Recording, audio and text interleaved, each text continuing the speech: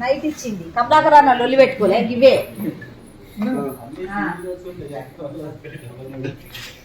పని గంట రాత్రి ఇచ్చింది జీవ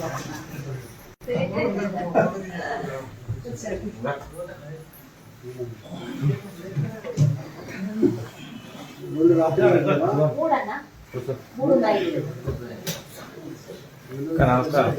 నమస్తే తల్లి అందరూ నమస్తే అందరికి నమస్తే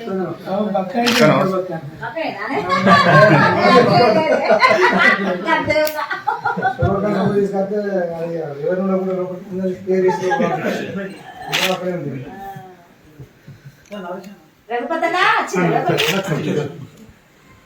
ఆవర్షణ అయితే గుడిగాల్లో అన్న తను వచ్చిన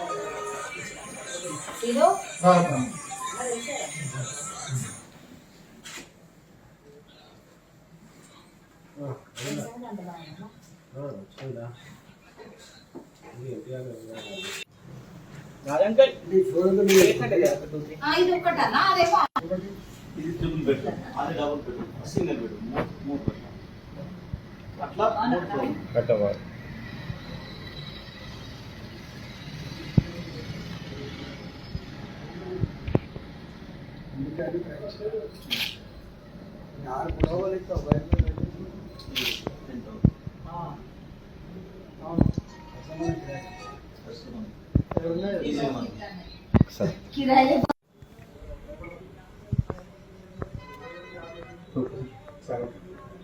ప్రతిపక్ష పార్టీలుగా ప్రజల హక్కుల్ని కాపాడేటువంటి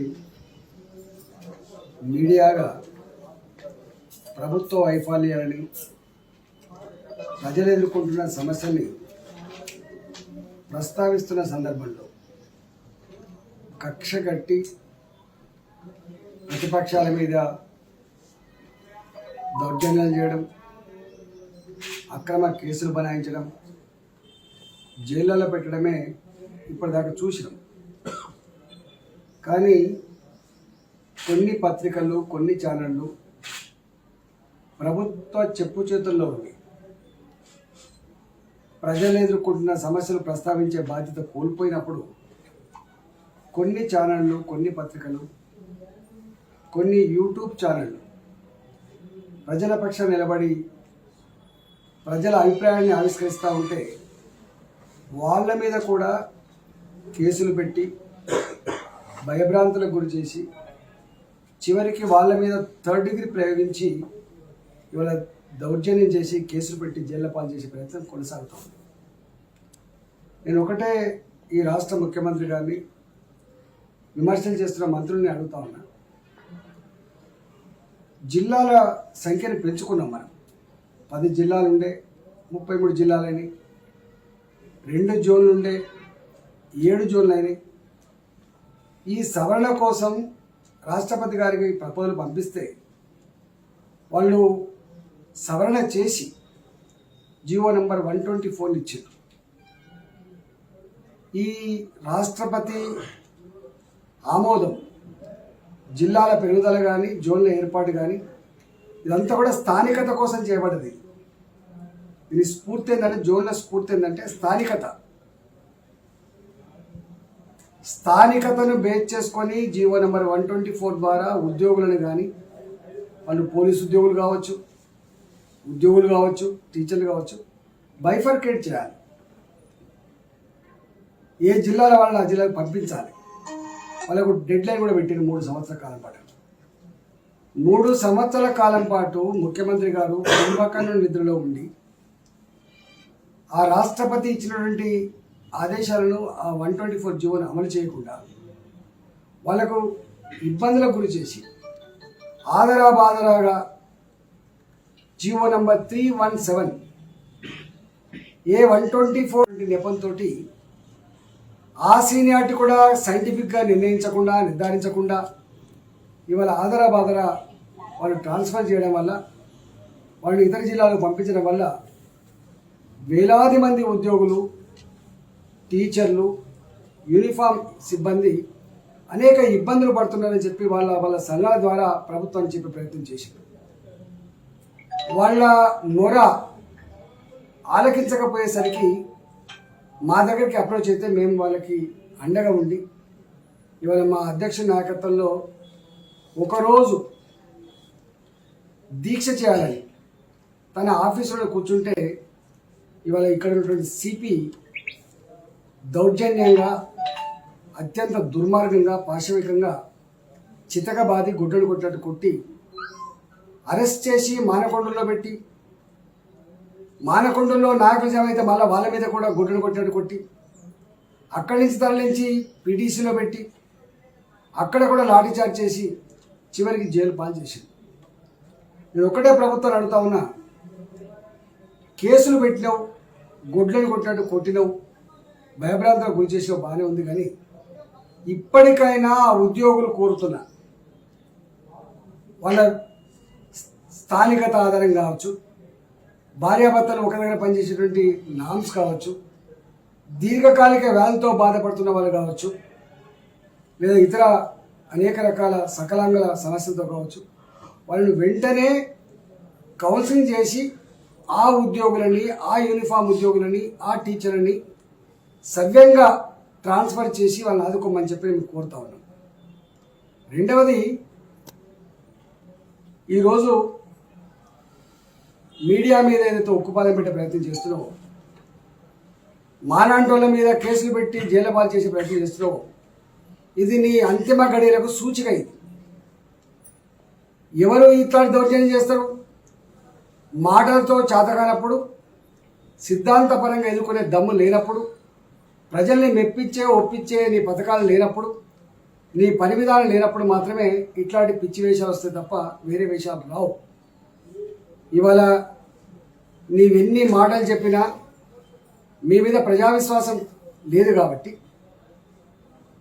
ప్రజలు నమ్మే స్థితిలో లేరు కాబట్టి ఇవాళ ఇట్లాంటి పని ద్వారా నోర్లు నొక్కి, గొంతులు నొక్కి, మీడియా అణిచివేసి ప్రశ్నించే వాళ్ళను భయభ్రాంతులకు గురి చేసి రాజ్యం కొనసాగించాలని చెప్పి ఏదైతే కేసీఆర్ ప్రయత్నం చేస్తున్నాడో ఇది జరిగే ప్రశ్నలు. ఆఖరినైనా భరిస్తుంది కానీ ఆత్మగౌరవాన్ని మాత్రం కోల్పోదు. ఒకటి, ప్రపంచ దేశంలోనే చైతన్యాన్ని అందించిన గడ్డ తెలంగాణ గడ్డ కాబట్టి అణిచివేతకు లొంగది ఈ గడ్డ. ఈ గడ్డ ప్రేమకు లొంగుతుంది తప్ప అణిచివేతకు లొంగే ప్రసక్తి లేదు. ఇవాళ కేసీఆర్ గారి అణిచివేతని హుజురాబాద్ ఎన్నికల సందర్భంలో కూడా 6 నెలల కాలం పాటు మౌనంగా భరించారు. మద్యం ఏరులై పారిన, డబ్బు సంచులతో నాయకత్వాన్ని కొన్న, సంఘాలను భయభ్రాంతులకు గురి చేసి సంఘ భవనాలు ఇచ్చిన, అభివృద్ధి పేరిట అనేక రకాల జీవోలు ఇచ్చిన, దళిత బంధు పేరిట 15 లక్షల రూపాయల చెక్కులు కళ్ళ ముందు కనబడ్డా కూడా 30వ తారీఖు నాడు జరిగిన ఎన్నికల్లో ఎట్టయితే కర్రు కాల్చి వాత పెట్టిందో, ఈ ప్రభుత్వానికి గుణపాఠం చెప్పిందో, దాని నుంచి వాళ్ళు ఆత్మావలోకనం చేసుకొని మంచి చేసే బదులుగా ఇలా తోక తొక్కిన కోతిలాగా ఆ హుజురాబాద్ ఎన్నికల తర్వాత చేస్తున్నటువంటి తీరు ప్రపంచవ్యాప్తంగా ఉన్న తెలుగు ప్రజలందరూ కావచ్చు, తెలంగాణ ప్రజలు కావచ్చు ఇలా అసహించుకుంటున్నారు. తప్పకుండా హుజురాబాద్ 600 కోట్ల రూపాయలు ఖర్చు పెట్టి 4,000 కోట్ల రూపాయల గొర్రెల కొనుగోలు కావచ్చు, దళిత బంధు స్కీమ్ కావచ్చు, రైతు బంధు కావచ్చు, పెన్షన్లు కావచ్చు, ఇతర స్కీమ్లు కావచ్చు ఇచ్చినప్పటికీ కూడా వాళ్ళ ఆత్మను ఆవిష్కరించి మాకు ఆత్మగౌరవం కావాలని చెప్పి అయితే ఆ ఆత్మగౌరవ బావుట ఎగిరేసిండ్రో రేపు హుజురాబాద్ తరాలోనే మొత్తం తెలంగాణ వ్యాప్తంగా కూడా యావత్ తెలంగాణ ప్రజానికం అంతా కూడా జెండాలను, పార్టీలను పక్కన పెట్టి ఆత్మగౌరవ బావుట జెండా ఎగిరేయబోతున్నారు. మీరు ఎన్ని చెప్పినా కూడా ఇవాళ వాళ్ళ మీద మీకు కక్ష అయింది, అక్కసైంది. వాళ్ళు అడుగుతూ ఉన్నారు ఈ ప్రభుత్వ పనితీరు మీద. వాళ్ళు ప్రజల ఒపీనియన్ కోసం పెడితే అధపాతాలలో ఉన్నది. ఇలా మొత్తం దేశంలో ముఖ్యమంత్రుల పనితీరు మీద అనేక సర్వే సంస్థలు ఏం చెప్తా ఉన్నాయి? అత్యంత పద్ధతి లేకుండా పరిపాలిస్తున్నటువంటి ముఖ్యమంత్రి కేసీఆర్ గారు అంటున్నారు. ప్రజాదరణ కోల్పోయిన ముఖ్యమంత్రి కేసీఆర్ అంటున్నారు. రాబోయే కాలంలో ఈ ప్రభుత్వాన్ని ఓడగొట్టబోతుందని చెప్పి వాళ్ళు అంటా ఉంది. అదే పద్ధతిలో ఇక్కడ ఉన్నటువంటి మీడియా కూడా ప్రజల ఒపీనియన్ కోసం పెడితే 7%, 10%, 12% మాత్రమే సపోర్ట్ చేస్తుంది తప్ప ఇక్కడ కేసీఆర్ గారి పరిపాలన ఆమోదయోగ్యంగా లేదు, బాగలేదు, తీరు మార్చుకోకపోతే తప్పకుండా మట్టి కలుస్తుందని చెప్పి అంటూ ఉంటే దాన్ని చూడలేక భరించలేక ఇవాళ నేను ఒక రాజును, నేను ఒక చక్రవర్తి లాగా ఇవాళ ప్రజాస్వామ్యాన్ని మర్చిపోయి ఏ ప్రజాస్వామ్య పద్ధతుల్లో ప్రజల ఓట్ల ద్వారా అయితే అధికారాన్ని చేపట్టిండో ఇలా వాళ్ళ మీద దౌర్జన్యం చేసే ప్రయత్నం చేస్తున్నాడు. ఇది తప్పకుండా చెల్లదు. హుజరాబాద్ ఎట్లయితే నీకు చెల్లమనిపించిందో తెలంగాణ కూడా కేసీఆర్ గారికి ఎప్పుడు ఎన్నికలు జరిగినా 22లో ఎన్నికలు జరిగినా 23లో ఎన్నికలు జరిగినా చెల్లమనిపిస్తుంది తప్పకుండా. నేను ఒకటే అధికారులు కూడా ఐపీఎస్ అధికారులు కావచ్చు లేదా కొంతమంది ఇతర అధికారులు కావచ్చు బానిసలాగా పనిచేయకండి. చట్టాన్ని లోబడి శిష్టాన్ని లోబడి పనిచేయండి తప్ప ఇవాళ రాజాగారు ఆదేశించిందని చెప్పి ఆ రాజుగారి మెప్పు పొందడం కోసం నువ్వు కనుక ప్రయత్నం చేస్తే గతంలో ఏం జరిగిందో మీరు చూసి రాబోయే కాలం కూడా అదే జరిగేటువంటి ఆస్కారం ఉంటుంది అని నేను హెచ్చరిస్తా ఉన్నా. నేను ఒకటే ఇవాళ ప్రభుత్వాలు ఉంటాయి పోతాయి, మీరు శాశ్వతం. ఇవాళ ఉద్యోగులుగా 30-35 సంవత్సరాల కాలం పాటు రాజకీయ పార్టీగా 5 సంవత్సరాల వరకే ప్రజాభిప్రాయం నెగ్గి అధికారంలో కొనసాగుతుంది తప్ప అంతకంటే ఎక్కువ కొనసాగే ఆస్కారం లేదు. మంచిగుంటే మళ్ళీ 5 సంవత్సరాలు ఇస్తారు, మళ్ళీ మంచిగుంటే మళ్ళీ 5 సంవత్సరాలు ఇస్తారు.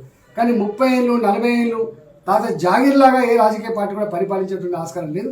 ఇక్కడ ఈ కేసీఆర్ గారికి ఇక్కడ అధికారాన్ని కట్టబెట్టింది 2023 డిసెంబర్ వరకే కాబట్టి దాన్ని దృష్టిలో పెట్టుకొని ఉండండి తప్ప ఇలా బానిసలాగా పనిచేద్దని చెప్పి నేను కోరుతా ఉన్నా.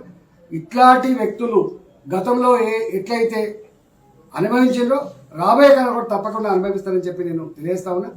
ఇవాళ భారతీయ జనతా పార్టీగా మీరు ఈ రాష్ట్రంలో మా కార్యకర్తల మీద కానీ మా నాయకుల మీద కానీ దౌర్జన్యాలు చేసి కేసులు పెట్టి వేధించే ప్రయత్నం చేస్తే ఇలా భారతీయ జనతా పార్టీ ఈ దేశాన్ని పరిపాలిస్తున్న పార్టీ, 18 రాష్ట్రాల్లో అధికారాన్ని చెలాయిస్తున్న పార్టీ, ఇవన్నిటి చూసిన పార్టీగా ఇవాళ మేమేం చేయాలో తప్పుడు చేసే రోజులు వస్తాయని చెప్పి హెచ్చరిస్తాము.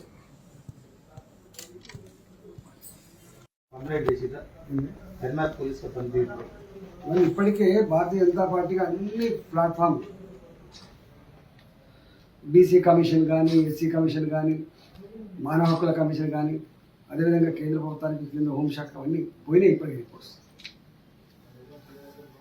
ఇంకా జైళ్ళలో మగ్గుతున్న వాళ్ళు సతీష్ గారు బీజేవైఎం జిల్లా అధ్యక్షులు, జితేందర్ కార్పొరేటర్ గారు, రవి కార్పొరేటర్ గారు, ప్రసాద్ గారు, అదేవిధంగా మా పుప్పాల రఘు గారు, శ్రీనివాస్, వీళ్ళందరూ కూడా ఇంకా బెయిల్ రాక జైల్లో ఉన్నారు. ఈ కేసు కూడా 16 మందిని పెట్టి అండ్ అదర్స్ అని పెడుతున్నారు. ఎవరైతే రాజీ పడకుండా ప్రజల పక్షాన్ని నిలబడేటువంటి నాయకులు ఉంటారో అలాంటి నాయకులందరూ ఎక్కించేటువంటి నీచమైన కుట్ర గతంలో జరిగిన ఇప్పుడు కూడా జరుగుతూ ఉన్నాయి. కేసులకి, దౌర్జన్యాలకు, బెదిరింపులకు భారతీయ జనతా పార్టీ లొంగిపోదు. వీళ్ళకి ఎప్పుడు వస్తుంది సార్ ప్రయత్నం చేస్తున్నారు మళ్ళీ హైకోర్టు. హాయ్ ఫ్రెండ్స్, మా టుడే టుమారో యూట్యూబ్ ఛానల్ చూస్తున్నందుకు చాలా థ్యాంక్స్. మరిన్ని లేటెస్ట్ వీడియోస్ కోసం వెంటనే సబ్స్క్రైబ్ చేయండి. అలాగే ఈ బెల్ ని కూడా రింగ్ చేసేయండి. మా నోటిఫికేషన్స్ అన్ని మీ మొబైల్లో వస్తాయి. అలాగే మా వీడియోస్ మీకు నచ్చితే లైక్ చేయండి, షేర్ చేయండి, నచ్చకపోతే కామెంట్ చేయండి.